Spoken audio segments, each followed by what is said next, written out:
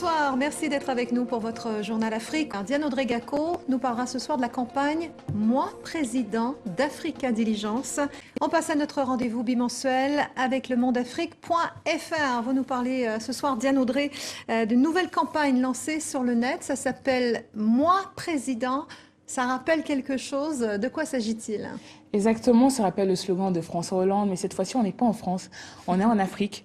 Alors moi, président, c'est une opération qui a été lancée par Africa Diligence afin de sensibiliser sur la notion d'émergence en Afrique. Donc le site internet a interrogé 50 leaders, jeunes leaders africains, à nous dire ce qu'ils pensent de l'émergence et à ce qu'ils feraient s'ils étaient présidents. Alors, qui sont ces jeunes Africains qui ont été sélectionnés? Alors, nous avons des pasteurs congolais, nous avons des étudiants camerounais d'Harvard, nous avons aussi des Togolais ou des Rwandais. Ce sont des personnes au parcours différents. Nous avons par exemple Sina Lozon, Katia Lozon, autant pour moi, qui est une analyste financière dans une grande banque française, dont justement le rôle est de conseiller les institutions africaines. Et elle explique justement que pour que l'Afrique se développe, il faudra investir dans l'éducation et les infrastructures. Nous avons un avocat comme Jacques-Jonathan Niemp, qui est étudiant à Harvard actuellement et qui dit que pour lui, il faudrait justement que la jeunesse s'inspire du passé en étant en phase avec ce passé qu'on oublie souvent, la colonisation ou le temps des indépendances, afin d'aller vers un avenir plus prospère. Alors, dans quel but cette campagne a-t-elle été menée? Je vais y arriver.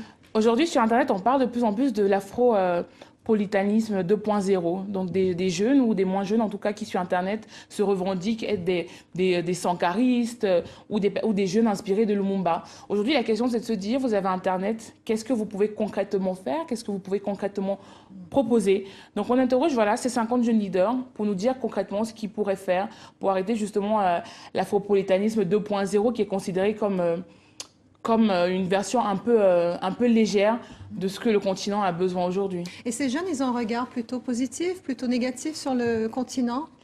Alors, de ce qu'on a pu observer pour l'instant, en tout cas, parce que la campagne va s'étendre encore durant quelques semaines, c'est on fait vraiment attention. Ce sont des Africains, donc par rapport au gouvernement, même si on est sur Internet, ils essaient toujours d'avoir un discours assez encadré.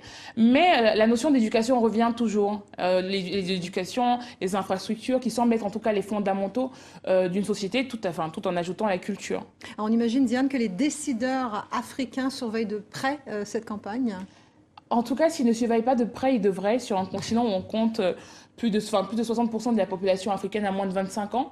On la considère comme l'avenir. Si aujourd'hui nos chefs d'État ne décident pas justement de s'occuper, de s'intéresser de ce que la jeunesse dit, en effet, ça ne sera pas très positif. Donc si on veut faire de cette jeunesse des leaders de demain, il faut les écouter et leur donner les armes, en tout cas, de se réaliser et de croire en elles, justement. Diane Audrey-Gacko, responsable des réseaux sociaux au mondafrique.fr. Merci. Merci. À bientôt.